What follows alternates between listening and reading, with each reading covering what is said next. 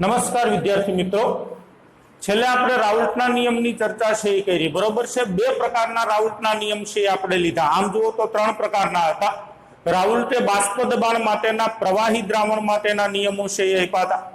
પ્રવાહી દ્રાવણમાં ત્રણ પ્રકારના દ્રાવણ આવે, ત્રણે ત્રણની અંદર દ્રાવક પ્રવાહી જુઓ, પણ દ્રાવ્ય છે એ ઘન પણ હોઈ શકે, પ્રવાહી પણ હોઈ શકે અને વાયુ પણ હોઈ શકે। સૌથી પહેલો આપણે પ્રવાહી દ્રાવણ એટલે કે દ્રાવ્ય પ્રવાહી હોય અને દ્રાવક પ્રવાહી હોય એવા દ્રાવણનું બાષ્પ દબાણ ગણવા માટેનો રાઉલ્ટનો નિયમ લીધો આપણે। ત્યારબાદ અબાષ્પશીલ દ્રાવ્ય એટલે ઘન દ્રાવ્ય હોય અને પ્રવાહી દ્રાવક હોય એવા દ્રાવણનું બાષ્પ દબાણ કઈ રીતે ગણવું એના માટેનો રાઉલ્ટનો નિયમ છે એ જોયો। છેલ્લે આપણે વાયુ દ્રાવ્ય અને પ્રવાહી દ્રાવ્ય તરીકે વાયુમય પદાર્થ હોય અને દ્રાવક તરીકે પ્રવાહી હોય એવા દ્રાવણની ચર્ચા કરી। પણ છેલ્લા દ્રાવણમાં આપણે કીધું કે ભાઈ રાઉલ્ટે જે નિયમ આપ્યો એ જ નિયમ વર્ષો પહેલા હેનરી આપી ગયો હતો। વાયુની દ્રાવ્યતા અને વાયુના દબાણ વચ્ચેનો સંબંધ રાઉલ્ટની પહેલા હેનરીએ આપેલો હતો, એટલે પછી આપણે એમ કીધું હતું કે ભાઈ રાઉલ્ટ છે એ હેનરીના નિયમને સમર્થન આપે છે। રાઉલ્ટ છે એને કોઈ નવી વસ્તુ છે એ નહોતી શોધી, નવી વાત છે એ નહોતી કરી, જે વર્ષો પહેલા હેનરી કહી ગયો તો એ જ વસ્તુ છે એ અહીંયા રાઉલ્ટે કીધું, બરોબર। હવે પછીનો ટોપિક છે આદર્શ દ્રાવણ અને બિન આદર્શ દ્રાવણ। એમસીક્યુ માટે આ ટોપિક છે એ મોસ્ટ આઈએમપી છે, ઘણી બધી વખત એમસીક્યુ છે એ આ ટોપિક માંથી પૂછાણા છે। આદર્શ દ્રાવણ કેને કહેવાય અને બિન આદર્શ દ્રાવણ કોને કહેવાય? આ આદર્શ અને બિન આદર્શ દ્રાવણની વ્યાખ્યાઓ છે એ રાઉલ્ટના નિયમ ઉપરથી આપવામાં આવે છે, એટલે જ પહેલા આપણે રાઉલ્ટ નિયમનો અભ્યાસ કર્યો અને ત્યારબાદ એના ઉપરથી આદર્શ અને બિન આદર્શ દ્રાવણ છે એની વ્યાખ્યાઓ આપી શકીએ છીએ। પેલા આદર્શ દ્રાવણની વ્યાખ્યા આપી। આદર્શ દ્રાવણ કેને કહેવાય? તો કે જે દ્રાવણ સાંદ્રતાના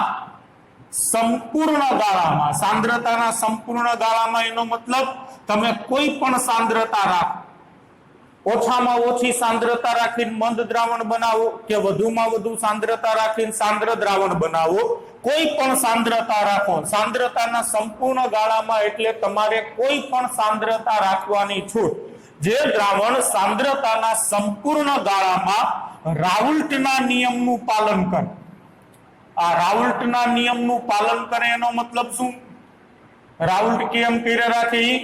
રાઉલ્ટના નિયમનું પાલન કરે એનો મતલબ તો કે ઈ દ્રાવણનું પ્રાયોગિક રીતે ગણેલું બાષ્પ દબાણ અને રાઉલ્ટના નિયમની મદદથી ગણેલું બાષ્પ દબાણ જો સમાન થાય તો એમ કહેવાય કે ઈ દ્રાવણ છે ઈ રાઉલ્ટના નિયમનું પાલન કરે છે। દાખલા તરીકે ચાલો મેં આ એક દ્રાવણ બનાવ્યું છે, ધારી લો કે બંધ પાત્રની અંદર એક દ્રાવણ લીધું છે, બરોબર। ઇથેનોલ અને પાણીનું દ્રાવણ છે, ઇથેનોલ અને પાણીને મિશ્ર કરી અને મેં દ્રાવણ બનાવ્યું છે। ધારી લો કે ઇથેનોલ છે ઈ દ્રાવ્ય છે અને પાણી છે ઈ દ્રાવક છે, બે પ્રવાહીને ભેગા કરી અને મેં દ્રાવણ બનાવ્યું છે। હવે આ દ્રાવણનું હું પ્રાયોગિક રીતે બાષ્પ દબાણ ગણું। પ્રાયોગિક બાષ્પ દબાણ કઈ રીતે ગણાય? પ્રાયોગિક બાષ્પ દબાણ ગણવા માટે તમારે આ પાત્ર સાથે મેનોમીટર જોડી દેવાનું છે, કોઈ ચોક્કસ તાપમાને તમારે આ દ્રાવણને રાખી દેવાનું છે। જેમ જેમ સમય પસાર થતો જશે તાપમાનને અનુરૂપ દ્રાવણ છે એમાંથી બાષ્પ બનતી જશે, ઇથેનોલ એ બાષ્પમાં ફેરવાશે અને પાણી એ બાષ્પમાં ફેરવાશે। થોડા સમય બાદ પ્રવાહી અને બાષ્પ વચ્ચે સંતુલન સ્થપાશે, એટલે કે અમુક સમય બાદ પ્રવાહીના જેટલા અણુ બાષ્પમાં જતા હશે એટલા જ બાષ્પના અણુ કેમાં આવતા હશે? પ્રવાહીમાં આવતા હશે। આવા સમયે અહીંયા મેનોમીટર છે એ તમને અચળ દબાણ બતાવશે, એટલે કે એવા સમયથી દબાણ છે એ અચળ થઈ જશે, પછી સમય જતા દબાણમાં વધારોય નહીં થાય અને ઘટાડોય નહીં થાય। એ સમયે આ મેનોમીટર જે દબાણ બતાવે છે એ દબાણને આ દ્રાવણનું પ્રાયોગિક બાષ્પ દબાણ કહેવાય। એટલે પ્રયોગ દ્વારા તમે જે બાષ્પ દબાણ માપો છો એ બાષ્પ દબાણને પ્રાયોગિક બાષ્પ દબાણ કહેવાય। હવે ધારી લો કે પ્રાયોગિક બાષ્પ દબાણ મને મળ્યું છે 5 બાર, બરોબર છે। પ્રાયોગિક રીતે હવે બાષ્પ દબાણ માપ્યું તો ઈ બાષ્પ દબાણ કેટલું મળ્યું? 5 બાર। હવે રાઉલ્ટના નિયમની મદદથી તમે આ દ્રાવણનું બાષ્પ દબાણ માપો। રાઉલ્ટના નિયમની મદદથી કઈ રીતે? તો કે બે પ્રવાહીને મિશ્ર કરતા જે દ્રાવણ બને ઈ દ્રાવણનું બાષ્પ દબાણ ગણવા માટે રાઉલ્ટે એક સૂત્ર આપ્યું હતું, યાદ છે?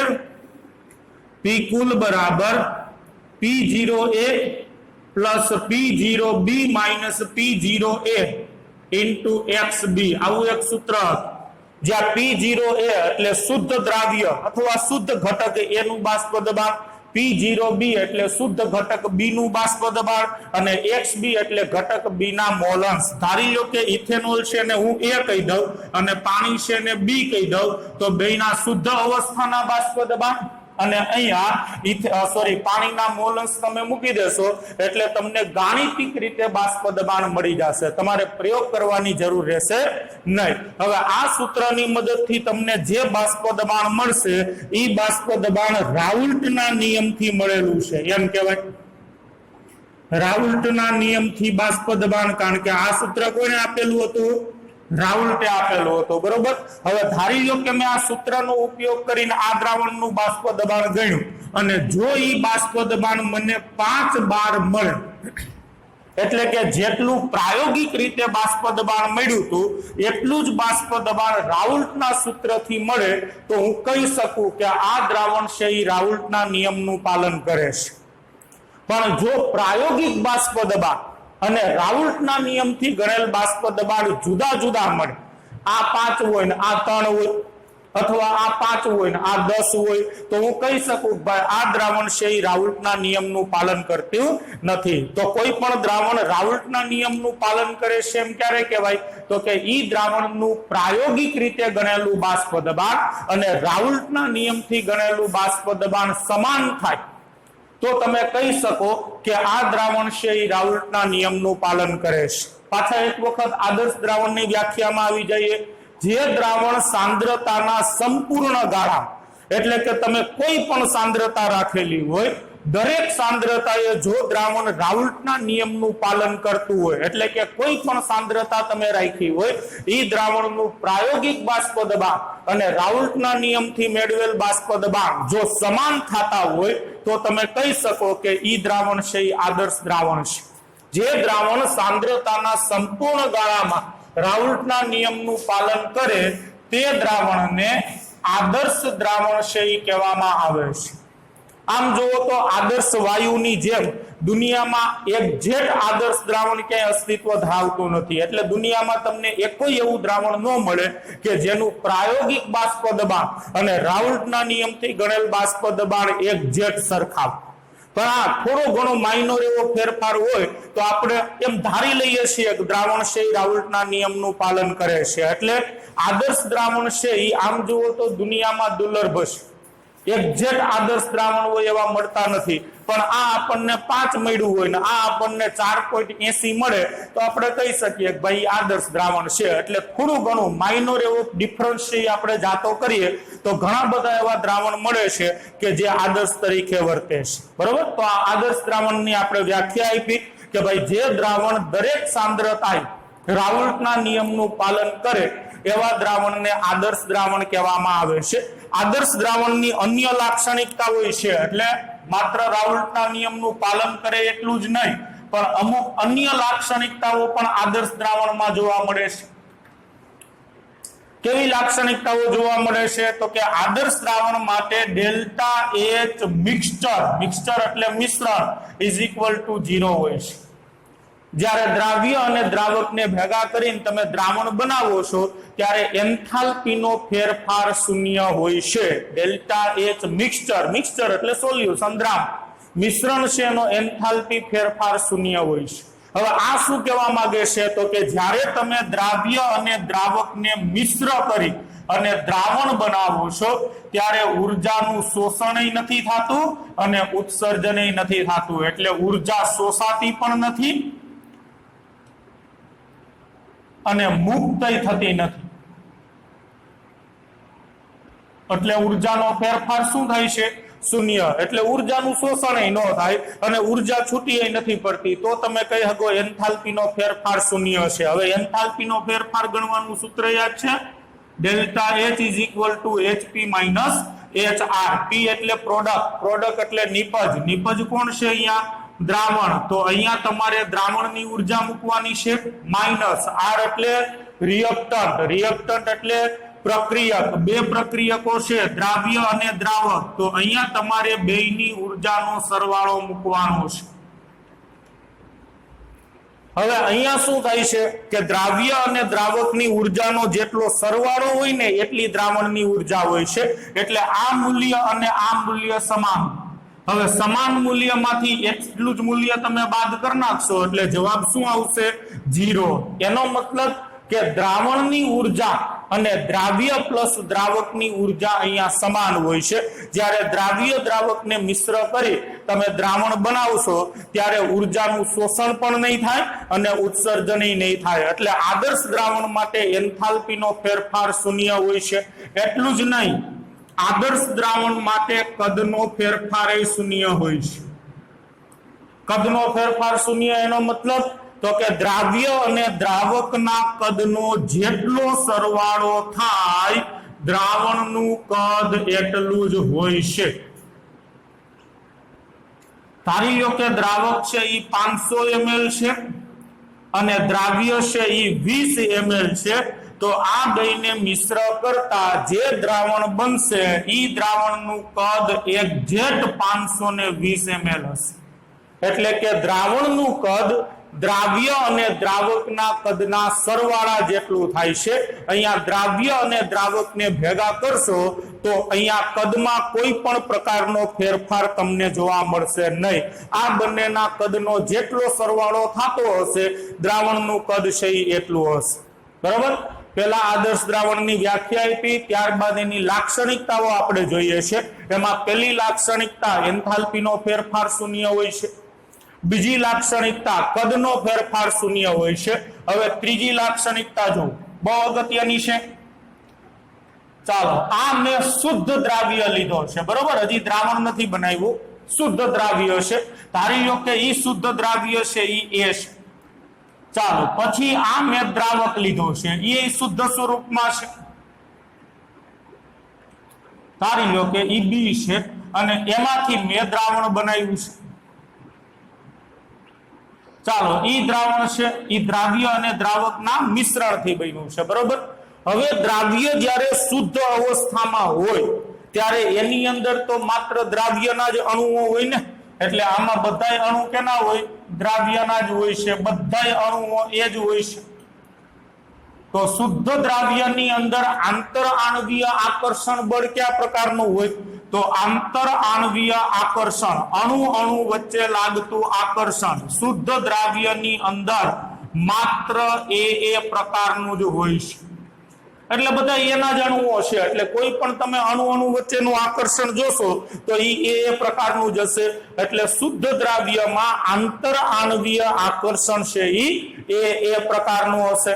હવે દ્રાવક આપણે લીધો છે B. શુદ્ધ અવસ્થામાં જ્યારે દ્રાવક B હોય ત્યારે એની અંદર બધાય અણુ શેના હોય છે? B ના જ હોય ને. શુદ્ધ પદાર્થ છે, બીજો કોઈ પદાર્થ આપણે અંદર નાખ્યો જ નથી, એટલે આની અંદર બધાય અણુ B ના જ હશે. તો આમાં આંતર આણવીય આકર્ષણ કયા પ્રકારનું હશે? તો કે દ્રાવક B માં આંતર આણવીય આકર્ષણ માત્ર એક જ પ્રકારનું હશે. કયું? B. એટલે કોઈ પણ આકર્ષણ તમે જુઓ તો એ B અણુઓ વચ્ચેનું જ હશે. હવે દ્રાવ્ય અને દ્રાવકને ભેગા કરી અને તમે દ્રાવણ બનાવશો તો દ્રાવણમાં આંતર આણવીય આકર્ષણ કયા પ્રકારનું હશે? ચાલો, દ્રાવણમાં કયા પ્રકારનું આંતર આણવીય આકર્ષણ હશે? તો કે દ્રાવણની અંદર તમને 3 પ્રકારના આંતર આણવીય આકર્ષણ જોવા મળશે. આમાં તો A B ભેગા છે ને, તો અમુક જગ્યાએ ક્યાંક 2 એના અણુ નજીક હશે, ક્યાંક 2 B ના અણુઓ નજીક આવતા હશે. એટલે A પ્રકારનું આકર્ષણ હશે, B પ્રકારનું આકર્ષણ હશે અને ત્રીજું AB પ્રકારનું આકર્ષણ હશે. એટલે દ્રાવણની અંદર તમને 3 પ્રકારના આકર્ષણ જોવા મળશે. A એટલે દ્રાવ્ય અણુઓ વચ્ચેનું આકર્ષણ, B એટલે દ્રાવક અણુઓ વચ્ચેનું આકર્ષણ અને AB એટલે દ્રાવક અણુઓ વચ્ચેનું આકર્ષણ. ક્લિયર? તો દ્રાવણની અંદર 3 પ્રકારના આંતર આણવીય આકર્ષણ હોય છે. હવે ત્રીજી લાક્ષણિકતા કઈ આપણે આદર્શ દ્રાવણની. જો દ્રાવણની અંદર AB પ્રકારનું આકર્ષણ AA અને BB જેટલું જ હોય, એટલે કે જેટલું આકર્ષણ AA ના અણુઓ વચ્ચે હોય જેટલું આકર્ષણ બી અણુઓ વચ્ચે હોય, જો એટલું જ આકર્ષણ એબી ના અણુઓ વચ્ચે હોય તો ઈ દ્રાવણને આદર્શ દ્રાવણ કહેવામાં આવે છે. એટલે જે આદર્શ દ્રાવણ હોય ને, આઈડિયલ સોલ્યુશન, એની અંદર એબી પ્રકારનું આકર્ષણ એટલે દ્રાવ્ય અને દ્રાવકના અણુ વચ્ચેનું આકર્ષણ ઈ બે શુદ્ધ દ્રાવ્યના અણુઓ વચ્ચે લાગતા આકર્ષણ અને બે શુદ્ધ દ્રાવકના અણુ વચ્ચે લાગતા આકર્ષણ જેટલું હોય છે. ધારી લો કે બે એના અણુઓ વચ્ચે 4 એકમ જેટલું આકર્ષણ છે, બે બીના અણુઓ વચ્ચે 5 એકમ જેટલું આકર્ષણ છે, તો એબી ના અણુ વચ્ચે 4 થી 5 એકમ જેટલું આકર્ષણ જ હોવું જોઈએ, એટલે 4 થી 5 ની વચ્ચે. તો આવા દ્રાવણને આદર્શ દ્રાવણ કહેવામાં આવે છે. એટલે પાછું એક વખત 3 માર્કનો પ્રશ્ન છે, આદર્શ દ્રાવણ એટલે શું, નોંધ લખો અથવા સમજાવો. તો એની અંદર તમારે શું લખવાનું છે, વ્યાખ્યાથી ચાલુ કરવાનું છે કે જે દ્રાવણ સાંદ્રતાના સંપૂર્ણ ગાળામાં રાઉલ્ટના નિયમનું પાલન કરે તે દ્રાવણને આદર્શ દ્રાવણ કહેવામાં આવે છે. આદર્શ દ્રાવણનું પ્રાયોગિક બાષ્પ દબાણ અને રાઉલ્ટના નિયમથી ગણેલું બાષ્પ દબાણ સમાન હોય છે. આદર્શ દ્રાવણ અન્ય 2 લાક્ષણિકતાઓ ધરાવે છે. કઈ લાક્ષણિકતાઓ? તો કે આદર્શ દ્રાવણની બનાવટ દરમિયાન એન્થાલ્પીનો ફેરફાર અને કદનો ફેરફાર શૂન્ય હોય છે. એટલે કે delta H mixture is equal to 0 and delta V mixture is equal to 0. Delta H mixture is equal to 0 એટલે જ્યારે દ્રાવ્ય અને દ્રાવક મિશ્ર કરી દ્રાવણ બનાવવામાં આવે છે ત્યારે ઉષ્મા શોષાતી પણ નથી અને ઉત્પન્ન પણ થતી નથી. દ્રાવ્ય અને દ્રાવકની એન્થાલ્પીનો સરવાળો દ્રાવણની એન્થાલ્પી જેટલો હોય છે તો તમને ડેલ્ટા H નું મૂલ્ય છે એ 0 મળે છે. Delta V mixture is equal to 0 એનો મતલબ દ્રાવણનું કદ એ દ્રાવ્ય અને દ્રાવકના કદના સરવાળા જેટલું જ હોય છે. બરોબર છે. ત્રીજી લાક્ષણિકતા કહેવાની છે આદર્શ દ્રાવણની સમજૂતી તેના 2 ઘટક A અને B દ્વારા આપી શકાય છે. શુદ્ધ ઘટક A અને B માં આંતર આણ્વીય આકર્ષણ બળો અનુક્રમે A અને B પ્રકારના હોય છે, પરંતુ દ્રાવણમાં આંતર આણ્વીય આકર્ષણો A B ઉપરાંત AB પ્રકારના હોય છે. જો AB પ્રકારનું આકર્ષણ A અને B ને લગભગ સમાન હોય તો તે દ્રાવણ છે એ આદર્શ દ્રાવણ છે. આમ જુઓ તો સંપૂર્ણ આદર્શ દ્રાવણ દુનિયામાં દુર્લભ છે. આપણે કીધું કે દુનિયામાં તમને એક્ઝેક્ટ એવું આદર્શ દ્રાવણ ન મળે કે જે દરેક સાંદ્રતાએ ચોક્કસપણે રાઉલ્ટના નિયમનું પાલન કરે. એટલે કોઈ પણ સાંદ્રતા હોય તમે ઈ દ્રાવણનું પ્રાયોગિક બાષ્પ દબાણ ગણો તો ઈ રાઉલ્ટના નિયમથી ગણેલ બાષ્પ દબાણ જેટલું જ થતું હોય એવા દ્રાવણ ભાગ્યે જ ક્યારેક જ મળી શકે છે. પરંતુ કેટલાક દ્રાવણની વર્તણૂક એટલે વર્તન લગભગ આદર્શ દ્રાવણ જેવી છે. એટલે થોડું ઘણું આપણે જાતું કરીએ, થોડોક તફાવત હોય બે વચ્ચે, એને આપણે ધ્યાનમાં ન લઈએ તો અમુક દ્રાવણો એવા છે કે જે આદર્શ તરીકે વર્તે છે. હવે તમને MCQ માં એમ પૂછશે નીચેનામાંથી કયું દ્રાવણ આદર્શ દ્રાવણ છે અથવા નીચેનામાંથી કયું દ્રાવણ આદર્શ દ્રાવણ નથી, તો તમારે 3-4 જોડી યાદ રાખવાની છે જે આદર્શ દ્રાવણ છે એ બનાવે છે. એમાં પહેલી જ જોડી છે normal hexane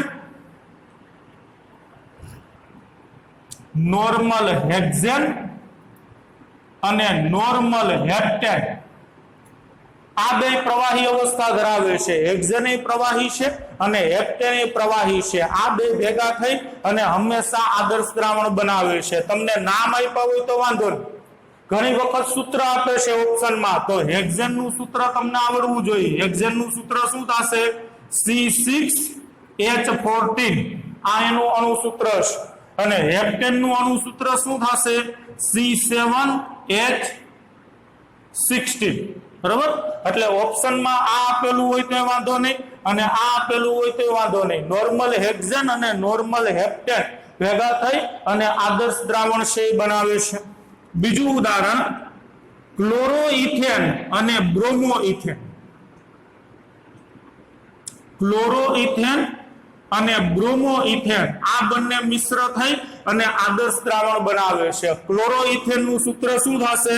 CH3CH2Cl chloro ethane અને બ્રોમો ઇથેન એટલે CH3CH2Br બરોબર છે એટલે સૂત્ર આપે તોય વાંધો નહીં અને નામ આપે તોય વાંધો નહીં ક્લોરો ઇથેન અને બ્રોમો ઇથેન મિશ્ર થઈ અને આદર્શ દ્રાવણ બનાવે છે ત્યારબાદ ત્રીજી જોડી બેન્ઝીન અને ટોલ્યુઇન બેન્ઝીન અને ટોલ્યુઇન મિશ્ર થઈ અને આદર્શ દ્રાવણ બનાવે છે બેન્ઝીન એટલે ચકૈડું અને ટોલ્યુઇન એટલે ચકૈડા ઉપર CH3 આને કહેવાય ટોલ્યુઇન બરોબર તો બેન્ઝીન સૂત્ર તમને આપી હગે છે બેન્ઝીન નું સૂત્ર થાય C6H6 અને ટોલ્યુઇન C6H5CH3 એટલે આ ત્રણમાંથી કોઈ પણ આપી શકે છે MCQ એમ હશે કે નીચેનામાંથી કઈ જોડ આદર્શ દ્રાવણની છે તો આપણે એના ઉદાહરણ છે આપીશું પહેલું ઉદાહરણ આપ્યું નોર્મલ હેક્ઝેન અને નોર્મલ હેપ્ટેન બીજું ઉદાહરણ આપ્યું ક્લોરો ઇથેન અને બ્રોમો ઇથેન પછી બેન્ઝીન અને ટોલ્યુઇન પછી ચોથું ક્લોરો બેન્ઝીન અને બ્રોમો બેન્ઝીન ક્લોરો બેન્ઝીન અને બ્રોમો બેન્ઝીન ભેગા થઈ અને આદર્શ દ્રાવણ છે બનાવે છે ચાલો ક્લોરો બેન્ઝીન એટલે ચકૈડા ઉપર Cl chloro benzene bromo benzene એટલે ચકૈડા ઉપર Br આ રીતે આપી શકે છે અને તમને સૂત્ર આપી શકે છે C6H5Cl પ્લસ C6H5Br આ બે માંથી કોઈ પણ આપ્યું હોય આ આપી શકે અને આ આપી શકે છે તો આ જોડી છે એ પણ આદર્શ દ્રાવણ છે એ બનાવે છે હજી એક ઉદાહરણ ટેક્સ્ટ બુકમાં નથી આપ્યું પણ એક વખત પૂછાયેલું છે નોર્મલ બ્યુટાઇલ ક્લોરાઇડ સામાન્ય નામ આપ્યું છે નોર્મલ બ્યુટાઇલ ક્લોરાઇડ અને નોર્મલ બ્યુટાઇલ બ્રોમાઇડ બરોબર નોર્મલ બ્યુટાઇલ ક્લોરાઇડ અને normal butyl bromide butyl chloride એટલે C4H9Cl અને નોર્મલ બ્યુટાઇલ બ્રોમાઇડ એટલે C4H9Br તો આ જોડી પણ આદર્શ દ્રાવણ છે બનાવે છે એટલે MCQ માટે ઉદાહરણ ખાસ યાદ રાખજો જો 3 માર્કનો પ્રશ્ન પૂછાણો હોય તો એની અંદર તમારે આદર્શ દ્રાવણની વ્યાખ્યા એની 3 લાક્ષણિકતાઓ અને 2 કે 3 ઉદાહરણ આપવાના છે 5 ઉદાહરણ લખવાની જરૂર નથી પણ ઉદાહરણ છે એ તમારે MCQ માટે યાદ રાખવા પડશે MCQ ની અંદર તમને આવા ઉદાહરણ છે એ પૂછી શકે છે ક્લિયર તો આ 3 માર્કનો પ્રશ્ન છે એ કમ્પ્લીટ થયો બરોબર હવે બિન આદર્શ દ્રાવણ છે એની થોડીક ચર્ચા છે એ કરવી છે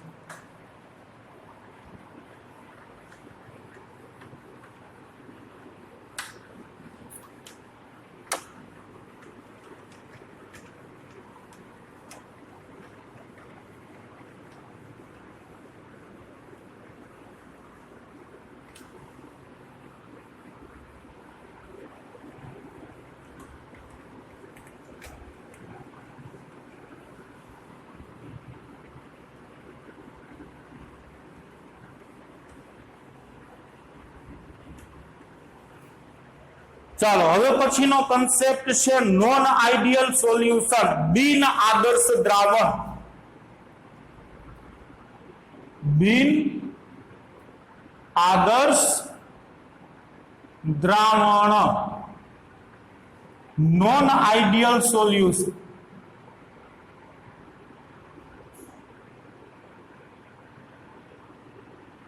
ચાલો બિન આદર્શ દ્રાવણ કેને કહેવાય તો કે જેટલું આપણે આદર્શ દ્રાવણમાં આ પાડી છે એટલું અહીંયા ના પાડવાની છે બિન આદર્શ દ્રાવણ એટલે શું તો આદર્શ દ્રાવણ જો આવડતું હોય તો બિન આદર્શ દ્રાવણ છે એકદમ ઈઝી થઈ જશે આદર્શ દ્રાવણની વ્યાખ્યામાં અને લાક્ષણિકતાઓમાં આપણે ખાલી એક અક્ષર ન ઉમેરતો જવાનો છે દાખલા તરીકે બિન આદર્શ દ્રાવણની વ્યાખ્યા આપી હોય તો આદર્શ દ્રાવણની વ્યાખ્યા શું હતી આપણે એવી વ્યાખ્યા આપી કે જે દ્રાવણ સાંદ્રતાના સંપૂર્ણ ગાળામાં રાઉલ્ટના નિયમનું પાલન કરે, અહીંયા આપણે એવું કહેવાનું છે કે જે દ્રાવણ સાંદ્રતાના સંપૂર્ણ ગાળામાં રાઉલ્ટના નિયમનું પાલન ન કરે, રાઉલ્ટના નિયમનું પાલન ન કરે તે દ્રાવણને બિન આદર્શ દ્રાવણ છે એ કહેવામાં આવે છે। એટલે કે આવા દ્રાવણ માટે પ્રાયોગિક રીતે ગણેલું બાષ્પ દબાણ, પ્રાયોગિક બાષ્પ દબાણ એટલે કે તમે મેનોમીટરની મદદથી ગણેલું બાષ્પ દબાણ અને રાઉલ્ટના સૂત્રની મદદથી ગણેલ બાષ્પ દબાણ, રાઉલ્ટના નિયમથી ગણેલું બાષ્પ દબાણ, આ બંને બાષ્પ દબાણના મૂલ્ય સમાન હોતા નથી, બે જુદા જુદા હોય છે। એટલે આવા દ્રાવણનું પ્રાયોગિક રીતે ગણેલું બાષ્પ દબાણ રાઉલ્ટના નિયમથી ગણેલ બાષ્પ દબાણ કરતા કાં વધારે હોય છે અને કાં ઓછું હોય છે, બે બાષ્પ દબાણ છે એ સમાન હોતા નથી। વધુમાં આ દ્રાવણ માટે એન્થાલ્પીનો ફેરફાર છે એ શૂન્ય હોતો નથી। એટલે કે જ્યારે દ્રાવ્ય અને દ્રાવકને ભેગા કરી તમે દ્રાવણ બનાવશો ત્યારે કાં ઉર્જાનું શોષણ થશે અને કાં ઉર્જાનું ઉત્સર્જન થશે। દ્રાવણની ઉર્જા તથા દ્રાવ્ય પ્લસ દ્રાવકની ઉર્જા સમાન હોતી નથી। આવા દ્રાવણ માટે delta V mixture is not equal to 0।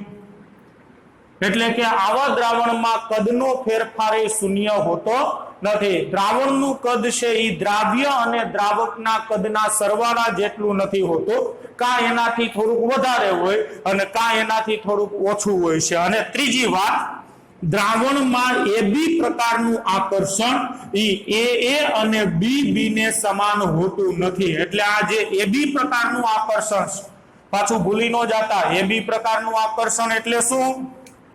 દ્રાવ્ય અને દ્રાવકના અણુ વચ્ચે લાગતું આકર્ષણ। એટલે દ્રાવ્ય અને દ્રાવકના અણુ વચ્ચે જે આકર્ષણ હોય એ બે દ્રાવ્યના અણુ વચ્ચે લાગતા આકર્ષણ કે બે દ્રાવકના અણુ વચ્ચે લાગતા આકર્ષણ જેટલું હોતું નથી, કાં એના કરતા વધારે હોય અને કાં એના કરતા ઓછું હોય છે। ટૂંકમાં આદર્શ દ્રાવણમાં આપણે જેટલી હા પાડી છે એટલી જ અહીંયા ના પાડવાની છે, બધી જગ્યાએ ટોટલી ઊંધું હાલવાનું છે। એટલે આખી વ્યાખ્યા ટૂંકનોંધ છે એ બિન આદર્શ દ્રાવણની થઈ જશે। પાછું એક વખત, જે દ્રાવણ સાંદ્રતાના સંપૂર્ણ ગાળા દરમિયાન રાઉલ્ટના નિયમનું પાલન ન કરે તે દ્રાવણને બિન આદર્શ દ્રાવણ કહેવામાં આવે છે। આવા દ્રાવણનું પ્રાયોગિક રીતે ગણેલું બાષ્પ દબાણ રાઉલ્ટના નિયમથી ગણેલ બાષ્પ દબાણ કરતા કાં વધારે હોય છે અને કાં ઓછું હોય છે, એના જેટલું હોતું નથી। આવા દ્રાવણમાં એન્થાલ્પીનો ફેરફાર શૂન્ય હોતો નથી। એટલે કે દ્રાવ્ય અને દ્રાવકને ભેગા કરી તમે દ્રાવણ બનાવશો ત્યારે કાં ઉર્જાનું શોષણ થશે અને કાં ઉર્જાનું ઉત્સર્જન થશે। આવા દ્રાવણ માટે કદનો ફેરફાર એ શૂન્ય હોતો નથી। એનો મતલબ કે દ્રાવ્ય અને દ્રાવકને ભેગા કરીને તમે દ્રાવણ બનાવશો ત્યારે કાં દ્રાવણનું કદ દ્રાવ્ય અને દ્રાવકના કદના સરવાળા કરતા વધારે હશે અને કાં દ્રાવણનું કદ દ્રાવ્ય અને દ્રાવકના કદના સરવાળા કરતા ઓછું હશે। ટૂંકમાં અહીંયા બેયના કદ સરખા હશે નહીં। અને છેલ્લી વાત કે અહીંયા એબી પ્રકારનું આંતર આણવીય આકર્ષણ એ અને બી કરતા અલગ હોય છે, એને સમાન હોતું નથી। કાં આ નિર્બળ હોય આના કરતા અને કાં આ નિર્બળ હોય છે આના કરતા, બે સમાન હોતા નથી। તો આ વાત થઈ બિન આદર્શ દ્રાવણની। સામાન્ય રીતે બિન આદર્શ દ્રાવણ છે એ બે પ્રકારના હોય છે। એક એવા પ્રકારનું બિન આદર્શ દ્રાવણ કે જે રાઉલ્ટના નિયમથી ધન વિચલન દર્શાવે છે અને બીજું એવું બિન આદર્શ દ્રાવણ કે જે રાઉલ્ટના નિયમથી ઋણ વિચલન દર્શાવે છે। એમાં પહેલો જ પ્રશ્ન આપણે લઈએ, રાઉલ્ટના નિયમથી ધન વિચલન। 3 માર્કના પ્રશ્ન છે, તમને આ પ્રશ્નની અંદર પૂછશે કે રાઉલ્ટના નિયમથી ધન વિચલન દર્શાવતા દ્રાવણની માહિતી આપો। તો રાઉલ્ટના નિયમથી ધન વિચલન એટલે શું? રાઉલ્ટના નિયમથી ધન વિચલન દર્શાવતું દ્રાવણ કેને કેમ? કયું દ્રાવણ રાઉલ્ટના નિયમથી ધન વિચલન દર્શાવે છે એમ કહેવાય? તો જે દ્રાવણના પ્રાયોગિક બાષ્પ દબાણ એ રાઉલ્ટના નિયમથી ગણેલ બાષ્પ દબાણ કરતા વધુ, કોઈ પણ બિન આદર્શ દ્રાવણ હોય એનું તમે પ્રાયોગિક બાષ્પ દબાણ ગણો. પ્રાયોગિક બાષ્પ દબાણ કઈ રીતે ગણાય? તો આગળ જ આપણે ચર્ચા કરી કે ભાઈ પાત્રમાં જેમાં તમે દ્રાવણ ભરેલું છે, બંધ પાત્ર લેવાનું છે, એની સાથે મેનોમીટર જોડી દેવાનું છે. શરૂઆતમાં મેનોમીટર છે એમાં તમને સમય જતા દબાણ વધતું જાય છે એવું દેખાશે. થોડાક સમય બાદ મેનોમીટર છે એમાં દબાણ અચળ થઈ જશે, એટલે કે સમય જતા પણ એમાં વધારો કે ઘટાડો નહીં થાય. ત્યારે સમજી લેવાનું કે હવે બાષ્પ અને દ્રાવણ વચ્ચે સંતુલન સ્થપાઈ ગયું છે. એ સમયે મેનોમીટરમાં તમને જે દબાણ જોવા મળે એ દબાણ પ્રાયોગિક બાષ્પ દબાણ થશે. પ્રાયોગિક બાષ્પ દબાણ છે એ રાઉલ્ટના સૂત્રથી ગણેલ બાષ્પ દબાણ અથવા રાઉલ્ટના નિયમથી ગણેલ બાષ્પ દબાણ કરતા વધુ હોય તો એ દ્રાવણ રાઉલ્ટના નિયમથી ધન વિચલન દર્શાવે છે એમ કેમ. એટલે પ્રાયોગિક બાષ્પ દબાણ ધારી લો કે 10 બાર મળ્યું છે મેનોમીટરની અંદર. મેનોમીટરમાં તમને જે બાષ્પ દબાણ મળ્યું એ ધારી લો કે 10 બાર મળ્યું છે, બરાબર. અને રાઉલ્ટના નિયમની મદદથી એટલે તમે સૂત્ર વાપરીને બાષ્પ દબાણ ગણ્યું તો એ બાષ્પ દબાણ ધારી લો કે 7 બાર મળ્યું છે. તો રાઉલ્ટના નિયમથી ગણેલ બાષ્પ દબાણ કરતા જો પ્રાયોગિક બાષ્પ દબાણ છે એ વધુ હોય તો ઈ દ્રાવણ રાઉલ્ટના નિયમથી ધન વિચલન દર્શાવે છે એમ કહેવાય. આવા દ્રાવણ માટે એન્થાલ્પીનો ફેરફાર શૂન્ય હોતો નથી. શૂન્ય કરતા મોટો એટલે કે ધન હોય છે. હવે એન્થાલ્પીનો ફેરફાર ધન, એનો મતલબ પ્રક્રિયા કેવી થાય? ઉષ્મા શોષક થાય. એનો મતલબ કે જ્યારે દ્રાવ્ય અને દ્રાવક એકબીજા સાથે મિશ્ર થઈને દ્રાવણ બનાવે છે ત્યારે અહીંયા ઉર્જાનું શોષણ થાય છે. દ્રાવ્ય અને દ્રાવકને ભેગા કરીને તમે દ્રાવણ બનાવો તો ઉર્જાનું અહીંયા શોષણ થશે. દ્રાવણની એન્થાલ્પી છે એ દ્રાવ્ય અને દ્રાવકની એન્થાલ્પીના સરવાળા કરતા વધુ હોય છે. કારણ કે જેટલી ઉર્જાનું શોષણ થાય એ ઉર્જા તો દ્રાવણમાં જ આવવાની છે ને. એટલે દ્રાવણની એન્થાલ્પી છે એ દ્રાવ્ય અને દ્રાવકની એન્થાલ્પીના સરવાળા કરતા વધુ હોય છે. દાખલા તરીકે જો આ દ્રાવ્ય છે, આ દ્રાવક છે, બરોબર. એ છે એ શું છે? દ્રાવ્ય. અને બી શું છે? દ્રાવક છે. ચાલો બે ભેગા થઈને દ્રાવણ બનાવે છે. હવે એની ઉર્જા ધારી લો કે 5 કિલો જૂલ છે અને બી ની ઉર્જા ધારી લો કે 10 કિલો જૂલ છે. પ્રક્રિયા કઈ છે? ઉષ્મા શોષક. એટલે બે ભેગા થઈને દ્રાવણ બનાવે ત્યારે ઉર્જાનું શોષણ થાય છે ને. ધારો કે 7 કિલો જૂલ ઉર્જાનું શોષણ થાય છે તો દ્રાવણની કુલ ઉર્જા કેટલી થશે? ઉર્જા સંરક્ષણના નિયમ પ્રમાણે બધી ઉર્જાનો સરવાળો કરો એટલી દ્રાવણની ઉર્જા થશે. એની ઉર્જા 5 કિલો જૂલ, બી ની 10 કિલો જૂલ, એટલે ટોટલ 15 ને 7 નું શોષણ થયું. 15 ને 7 22, તો દ્રાવણની ઉર્જા થાય 22 કિલો જૂલ. હવે જુઓ જી, દ્રાવ્ય અને દ્રાવકની ઉર્જાનો સરવાળો કેટલો છે? 15. અને દ્રાવણની ઉર્જા કેટલી છે? 22. તો દ્રાવણની ઉર્જા છે એ દ્રાવ્ય અને દ્રાવકના સરવાળા કરતા વધારે છે ને. તો જે દ્રાવણ રાઉલ્ટના નિયમથી ધન વિચલન દર્શાવતું હોય એ દ્રાવણમાં એન્થાલ્પીનો ફેરફાર છે એ ધન મળે છે. યાદ રાખજો, ખાલી એન્થાલ્પીનો ફેરફાર જ નહીં, કદનો ફેરફાર એ ધન મળશે. કદનો ફેરફાર ધન મળશે એનો મતલબ કે દ્રાવણનું કદ છે એ દ્રાવ્ય અને દ્રાવકના કદના સરવાળા કરતા વધુ હોય છે. દ્રાવ્ય અને દ્રાવકના કદનો સરવાળો કરો એના કરતા દ્રાવણનું કદ વધારે હોય છે. આ બધી વસ્તુ છે એ એમસીક્યુ માટે યાદ રાખજો. એ બી પ્રકારનું આકર્ષણ એ અને બી કરતા નિર્બળ હોય છે. હવે આના દ્રાવણની અંદર કેવું દ્રાવણ? તો કે જે દ્રાવણ રાઉલ્ટના નિયમથી ધન વિચલન દર્શાવે છે એ દ્રાવણમાં એ બી પ્રકારનું આકર્ષણ એ અને બી કરતા નિર્બળ હોય છે. એટલે કે દ્રાવ્ય વચ્ચે જે આકર્ષણ હોય, દ્રાવક વચ્ચે જે આકર્ષણ હોય એના કરતા દ્રાવ્ય અને દ્રાવકના અણુ વચ્ચે લાગતું આકર્ષણ છે એ નિર્બળ હોય છે. હવે નિર્બળ આકર્ષણ હોવાને કારણે જ આમાં આકર્ષણ કેવું છે? નિર્બળ. દ્રાવણની અંદર એ બી પ્રકારનું આકર્ષણ છે એ નિર્બળ છે, આ બે આકર્ષણ કેવા છે? મજબૂત છે. તો જ્યારે શુદ્ધ અવસ્થામાં એ હોય ત્યારે એમાં આ પ્રકારનું આકર્ષણ, શુદ્ધ અવસ્થામાં બી હોય ત્યારે એમાં આ પ્રકારનું આકર્ષણ. હવે બે આકર્ષણ પ્રમાણમાં મજબૂત છે એટલે એ અને બી જ્યારે શુદ્ધ અવસ્થામાં હોય ત્યારે એમાંથી ઓછી બાષ્પ બનશે, કારણ કે મજબૂત આકર્ષણ છે, સરળતાથી તૂટશે નહીં. પણ દ્રાવણમાં એ બી પ્રકારનું આકર્ષણ નિર્બળ છે એટલે દ્રાવણમાં એ અને બી છે એ વધુ પ્રમાણમાં બાષ્પ બનાવી શકે. શું કામ વધુ બાષ્પ બનાવી શકે?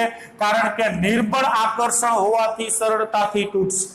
એટલે જ દ્રાવ્ય અને દ્રાવક શુદ્ધ અવસ્થામાં હોય એના કરતા દ્રાવણમાં વધારે પ્રમાણમાં બાષ્પમાં ફેરવાઈ શકે છે, અને જો એ દ્રાવણમાં વધુ પ્રમાણમાં બાષ્પમાં ફેરવાય તો બાષ્પ દબાણ છે એ કેવું મળે? વધારે મળે છે. એટલે જ શુદ્ધ દ્રાવક અને શુદ્ધ દ્રાવ્યના બાષ્પ દબાણનો સરવાળો કરો એના કરતા દ્રાવણનું બાષ્પ દબાણ છે એ તમને વધુ મળશે. બાષ્પ દબાણ વધુ મળે છે એટલે જ આ દ્રાવણ રાઉલ્ટના નિયમથી ધન વિચલન દર્શાવે છે એમ કહેવાય. હવે એક આલેખ જોઈએ, આલેખ ઉપરથી આ પ્રશ્ન પૂછાય, તમારે આલેખ છે એ દોરવાનો થશે. યાદ છે આપણે પ્રવાહી દ્રાવણ માટે, પ્રવાહી દ્રાવણ માટે રાઉલ્ટના નિયમનો આલેખ દોર્યો. પ્રવાહી દ્રાવણ માટે કેવો આલેખ દોર્યો તો? દ્રાવ્ય પ્રવાહી અને દ્રાવકે પ્રવાહી, હવે બે પ્રવાહી અવસ્થા ધરાવે છે તો એક જ આલેખ પત્રમાં આપણે બેના આલેખ દોર્યા હતા. ધારી લો કે અહીંયા હું x1 રાખું છું 0, x1 એટલે દ્રાવકના મોલન્સ, પાછું ભૂલી ન જતા, એક આપણે દ્રાવક માટે વાપરીએ છીએ અને બે છે એ દ્રાવ્ય માટે વાપરીએ છીએ. અહીંયા હું મોલન્સ લઉં છું x અક્ષ ઉપર, x1 0, પછી અહીંયા x1 બરાબર શું થાય? 1 થાય. આલેખ દોરો તો આલેખ તમને આ રીતે સીધી રેખા મળશે. હવે આ જ આલેખમાં હું દ્રાવ્યનો આલેખ દોરું તો અહીંયા દ્રાવ્યના મોલન્સ x2 0 રાખો, જ્યાંથી આ બાજુ આવતા જાવ તો અહીંયા દ્રાવ્યના મોલન્સ શું થશે? 1. બરોબર, y અક્ષ ઉપર બાષ્પ દબાણ આપણે લીધા છે. હવે ધારી લો કે દ્રાવક કરતા દ્રાવ્ય વધુ બાષ્પશીલ છે તો એનો આલેખ છે આ રીતે તમને ઉપર મળશે. તો આ દ્રાવકનો આલેખ છે, આ દ્રાવ્યનો આલેખ છે, આ બેનો પરિણામી આલેખ મેળવો તો ઈ દ્રાવણનો આલેખ થશે. ચાલો આ દ્રાવણનો આલેખ છે, બરોબર, P બરાબર P1 + P2. આવો આલેખ છે આપણે પ્રવાહી દ્રાવણ માટે રાઉલ્ટના નિયમમાં જોઈ ગયા હતા. હવે અહીંયા આ લાઈન શું બતાવે છે? બાષ્પ દબાણ. કોનું બાષ્પ દબાણ? દ્રાવકનું. આ શું બતાવે છે? દ્રાવ્યનું બાષ્પ દબાણ, અને આ દ્રાવણનું બાષ્પ દબાણ. હવે જો કોઈ દ્રાવણ રાઉલ્ટના નિયમથી ધન વિચલન દર્શાવતું હોય તો એના બાષ્પ દબાણ, પ્રાયોગિક બાષ્પ દબાણ તમને આ રીતે મળશે, વધારે. રાઉલ્ટના નિયમથી ગણેલ બાષ્પ દબાણ કરતા વધારે મળશે આ રીતે. એટલે આ જે લાલ લાઈન દેખાય છે ને એ પ્રાયોગિક રીતે ગણેલું બાષ્પ દબાણ છે, પ્રાયોગિક બાષ્પ દબાણ. અને બ્લેક લાઈન દેખાય છે એ બ્લેક લાઈન રાઉલ્ટના નિયમથી ગણેલ બાષ્પ દબાણ છે. તો દરેક બિંદુએ જુઓ રાઉલ્ટના નિયમથી ગણેલ બાષ્પ દબાણ કરતા પ્રાયોગિક બાષ્પ દબાણ છે એ વધુ છે. દાખલા તરીકે આ બિંદુ ઉપર જુઓ તો દ્રાવક માટે આ રાઉલ્ટના નિયમથી ગણેલું બાષ્પ દબાણ, આ પ્રાયોગિક બાષ્પ દબાણ, તો બે વચ્ચે આટલો તફાવત થયો ને. તો પ્રાયોગિક બાષ્પ દબાણ જુઓ રાઉલ્ટના નિયમથી ગણેલ બાષ્પ દબાણ કરતા વધુ છે. ટૂંકમાં અહીંયા રાઉલ્ટના નિયમ કરતા તમને બાષ્પ દબાણ છે એ વધારે જોવા મળશે. એકાદું ઉદાહરણ લઈએ એટલે વધારે ખ્યાલ આવશે. ઇથેનોલ અને એસિટોન બે ભેગા થઈને એવું દ્રાવણ બનાવે છે કે જે રાઉલ્ટના નિયમથી ધન વિચલન દર્શાવે છે. ચાલો એનું એક ઉદાહરણ લઈએ.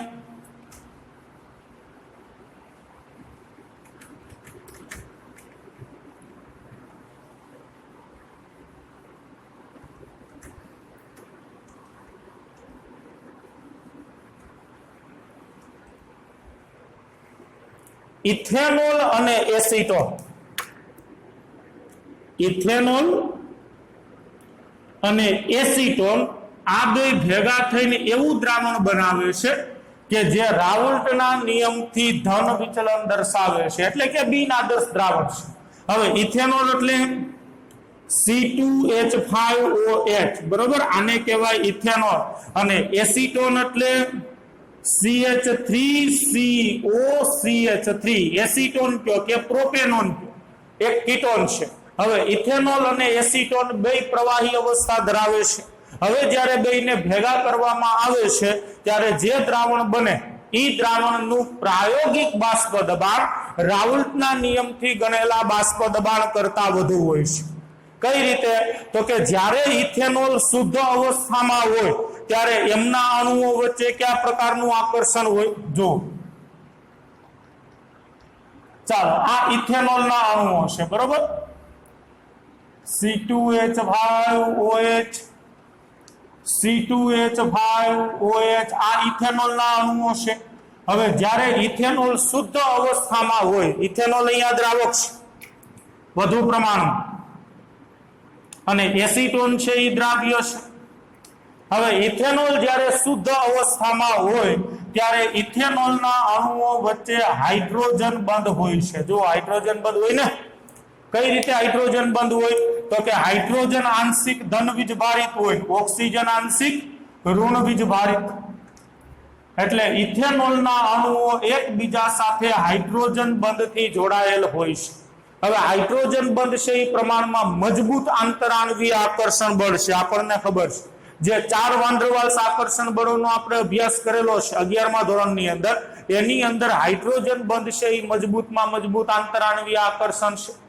હવે આની અંદર જ્યારે તમે એસીટોન ઉમેરો છો, એસીટોન, ઇથેનોલની અંદર જ્યારે એસીટોન ઉમેરો છો ત્યારે ઇથેનોલના જે યજમાન અણુઓ છે, ઘરધણી પોતે, આની અંદર આપણે એસીટોન નાખ્યો એટલે એસીટોન મહેમાન થઈને આવ્યો છે, આ ઘરધણી છે. તો જ્યારે ઇથેનોલની અંદર એસીટોન ઉમેરવામાં આવે છે ત્યારે આવી જે લાંબી લાઈન હોય ને એમાંથી અમુક ઇથેનોલના અણુઓ છે એ દૂર થઈ જાય અને એની જગ્યાએ એસીટોનના અણુઓ છે એ દાખલ થાય છે. ચાલો, આ ઇથેનોલ, અહીંયા વચ્ચે આવી ગયો એસીટોન, અને પાછો આ આવી ગયો ઇથેનોલ. એટલે અમુક ઇથેનોલના અણુઓ દૂર થાય અને એની જગ્યાએ એસીટોનના અણુઓ છે એ દાખલ થાય છે.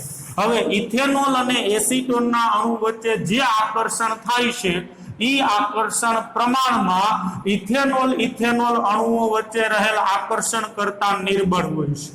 એટલે આ આકર્ષણ કેવું છે? નિર્બળ. કોના કરતા?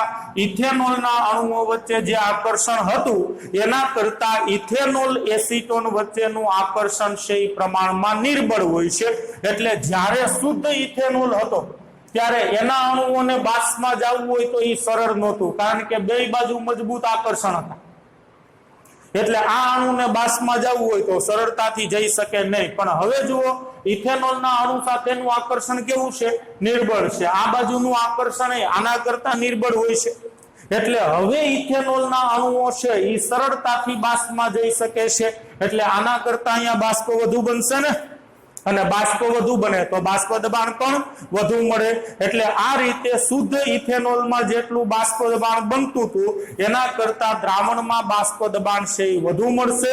આમ ઇથેનોલ અને એસીટોનને મિશ્ર કરતા એબી પ્રકારનું આકર્ષણ એ આકર્ષણ કરતા નિર્બળ જોવા મળે છે. એટલે આ બે દ્રાવણ, આ બે પ્રવાહી ભેગા થઈ અને અહીંયા રાઉલ્ટના નિયમથી ધન વિચલન દર્શાવતું દ્રાવણ છે બનાવે છે. આ જ ઘટના કાર્બન ડાઇસલ્ફાઇડ અને એસીટોનને મિશ્ર કરતા જોવા મળે છે. કાર્બન ડાઇસલ્ફાઇડ એટલે CH2, આ કાર્બન ડાઇસલ્ફાઇડ, અને એસીટોન એટલે CH3COCH3. હવે એસીટોનના અણુઓ છે એમની વચ્ચે દ્વિધ્રુવીય આકર્ષણ હોય છે, બરોબર. આ એસીટોનના અણુઓ છે એમની વચ્ચે હાઇડ્રોજન બંધ ન હોય પણ દ્વિધ્રુવીય આકર્ષણ હોય છે. હવે આ દ્વિધ્રુવીય આકર્ષણ પ્રમાણમાં મજબૂત છે. કેવું આકર્ષણ છે? મજબૂત, પ્રબળ આકર્ષણ છે. હવે જ્યારે એસીટોનની અંદર કાર્બન ડાઇસલ્ફાઇડ ઉમેરવામાં આવે છે ત્યારે શું થાય છે, અમુક જગ્યાએથી એસીટોનના અણુઓ દૂર થઈ જાય અને એની જગ્યાએ કાર્બન ડાઇસલ્ફાઇડનો અણુ આવી જાય છે. તો હવે જે આ આકર્ષણ ઉદ્ભવે છે એ આકર્ષણ કેવું બની જાય છે, નિર્બળ બની જાય છે. ટૂંકમાં જ્યારે દ્રાવ્ય અને દ્રાવકના અણુ વચ્ચેનું આકર્ષણ શુદ્ધ પદાર્થમાં રહેલ આકર્ષણ કરતા નિર્બળ હોય, દ્રાવ્ય અને દ્રાવકના અણુ વચ્ચેનું આકર્ષણ શુદ્ધ પદાર્થમાં રહેલ આકર્ષણ કરતા નિર્બળ હોય ત્યારે દ્રાવણ રાઉલ્ટના નિયમથી ધન વિચલન છે એ દર્શાવે છે. ક્લિયર? હવે થોડાક ઉદાહરણ છે આપણે આપવા છે કે ક્યાં ક્યાં દ્રાવણ રાઉલ્ટના નિયમથી ધન વિચલન દર્શાવે છે. એમસીક્યુ ની અંદર આ વસ્તુ છે એ પૂછાય છે. તો બે જોડી તો આપણે વર્ણનમાં જ આપી દીધી, બરોબર? કઈ બે જોડી આપી દીધી? પહેલી જોડી આપી ઇથેનોલ અને એસીટોન વાળી. પેલું ઇથેનોલ અને એસીટોન. આ ઇથેનોલ અને એસીટોન છે એ ભેગા થઈ અને એવું બિન આદર્શ દ્રાવણ બનાવે છે. આ બધા બિન આદર્શ દ્રાવણ જ છે. આગળ આપણે લઈ લીધા એ આદર્શ દ્રાવણ હતા, અત્યારે બિન આદર્શ દ્રાવણ હાલે છે. બિન આદર્શ દ્રાવણ છે એ બે પ્રકારના હોય, રાઉલ્ટના નિયમથી ધન વિચલન અને રાઉલ્ટના નિયમથી ઋણ વિચલન. એમાં રાઉલ્ટના નિયમથી ધન વિચલન દર્શાવતા હોય એવા બિન આદર્શ દ્રાવણ છે નો અભ્યાસ આપણે જોઈ. એમાં ઇથેનોલ અને એસીટોન. ઇથેનોલ એટલે C2H5OH અને એસીટોન એટલે CH3COCH3. આ જોડી છે એ એવું બિન આદર્શ દ્રાવણ બનાવે છે કે જે રાઉલ્ટના નિયમથી ધન વિચલન દર્શાવે છે. પછી કાર્બન ડાઇસલ્ફાઇડ અને એસીટોન. કાર્બન ડાઇસલ્ફાઇડ અને એસીટોન પણ મિશ્ર થઈ અને રાઉલ્ટના નિયમથી ધન વિચલન દર્શાવતું દ્રાવણ બનાવે છે. કાર્બન ડાઇસલ્ફાઇડ એટલે CH2 અને એસીટોન એટલે CH3COCH3. બરોબર? ત્યારબાદ પાણી અને મિથેનોલ. પાણી અને મિથેનોલ ભેગા થઈ એવું આદર્શ દ્રાવણ, બિન આદર્શ દ્રાવણ બનાવે છે કે જે રાઉલ્ટના નિયમથી ધન વિચલન દર્શાવે છે. H2O plus CH3OH methanol. ત્યારબાદ પાણી અને ઇથેનોલ. પાણી અને ઇથેનોલ ભેગા કરો, બિન આદર્શ દ્રાવણ બનાવે છે. કેવું બિન આદર્શ દ્રાવણ? તો કે જે રાઉલ્ટના નિયમથી ધન વિચલન દર્શાવતું હોય. એટલે પાણી પ્લસ મિથેનોલ, પાણી પ્લસ ઇથેનોલ, કાર્બન ટેટ્રાક્લોરાઇડ અને ટોલ્યુઇન. કાર્બન ટેટ્રાક્લોરાઇડ અને ટોલ્યુઇન. કાર્બન ટેટ્રાક્લોરાઇડ એટલે CCl4. કાર્બન ટેટ્રાક્લોરાઇડ એટલે CCl4 અને ટોલ્યુઇન એટલે બેન્ઝીન ઉપર CH3. પછી કાર્બન ટેટ્રાક્લોરાઇડ અને ક્લોરોફોર્મ. કાર્બન ટેટ્રાક્લોરાઇડ અને ક્લોરોફોર્મ મિશ્ર થઈ રાઉલ્ટના નિયમથી ધન વિચલન દર્શાવતું દ્રાવણ બનાવે છે. કાર્બન ટેટ્રાક્લોરાઇડ એટલે CCl4, ક્લોરોફોર્મ એટલે CHCl3. પછી એસીટોન અને બેન્ઝીન. એસીટોન અને બેન્ઝીન. એસીટોન એટલે CH3COCH3 પ્રોપેનોન અને બેન્ઝીન ચકૈરું. ત્યારબાદ એસીટોન અને બેન્ઝીન ભેગા થઈ રાઉલ્ટના નિયમથી ધન વિચલન દર્શાવતું દ્રાવણ બનાવે છે. પછી કાર્બન ટેટ્રાક્લોરાઇડ અને મિથેનોલ. કાર્બન ટેટ્રાક્લોરાઇડ અને મિથેનોલ CH3OH અને હજી એક જોડી બેન્ઝીન અને ઇથેનોલ. બેન્ઝીન અને ઇથેનોલ. આ જોડી પણ રાઉલ્ટના નિયમથી ધન વિચલન દર્શાવે છે. એટલે પૂછા હે તો આટલામાંથી પૂછા. જો તમને ટૂંક નોંધ પૂછાય કે રાઉલ્ટના નિયમથી ધન વિચલન દર્શાવતા બિન આદર્શ દ્રાવણ વિશે નોંધ લખો, તો તમારે 2 કે 3 ઉદાહરણ જ આપવાના છે. થિયરીની અંદર પહેલા 2 ઉદાહરણ આવી જ જાય છે, એટલે એક્સ્ટ્રા ઉદાહરણ આપો કે ન આપો કાંઈ ફેર નથી પડતો. પણ આ ઉદાહરણ તમારે એમસીક્યુ માટે યાદ રાખવાના છે. તમને એમસીક્યુ માં એમ પૂછશે, નીચેનામાંથી કયું દ્રાવણ રાઉલ્ટના નિયમથી ધન વિચલન દર્શાવે છે? કયું દ્રાવણ રાઉલ્ટના નિયમથી ધન વિચલન દર્શાવતું નથી? એટલે જો તમને જોડી યાદ હશે તો તમે કહી શકશો, બરોબર છે? તો આ રીતે આટલા દ્રાવણ છે એ રાઉલ્ટના નિયમથી ધન વિચલન છે એ દર્શાવે છે. તો અહીંયા કન્સેપ્ટ છે એ પૂરો થયો. આપણો મેઇન ટોપિક હાલે છે બિન આદર્શ દ્રાવણ. બિન આદર્શ દ્રાવણ 2 પ્રકારના હોય છે. એક એવું દ્રાવણ કે જે રાઉલ્ટના નિયમથી ધન વિચલન દર્શાવે છે, અને બીજું એવું દ્રાવણ કે જે રાઉલ્ટના નિયમથી ઋણ વિચલન દર્શાવે છે. જો કે ધન વિચલન દર્શાવે છે આવડતું હોય તો ઋણ વિચલનમાં ટોટલી એનાથી ઓપોઝિટ જ હાલવાનું છે. એ થિયરી આપણે નેક્સ્ટ લેક્ચરની અંદર લેશું, રાઉલ્ટના નિયમથી ઋણ વિચલન દર્શાવતા દ્રાવણો, બરોબર છે? તો અત્યારે અહીંયા સુધી છે રાખીએ છીએ. આ થિયરી આવડતી હશે ધન વિચલન વાળી, તો ઋણ વિચલન વાળી થિયરી એકદમ ઈઝી થઈ જશે. એટલે આ થિયરી કમ્પ્લીટ કરી નાખજો તો ઓલી થિયરી છે એ અહીંયા ઓન ધી બોર્ડ સમજાઈ જશે. તમારે એક્સ્ટ્રા તૈયારી છે એ કરવી નહીં પડે. ક્લિયર? તો અહીંયા સુધી છે એ આપણે રાખીએ છીએ.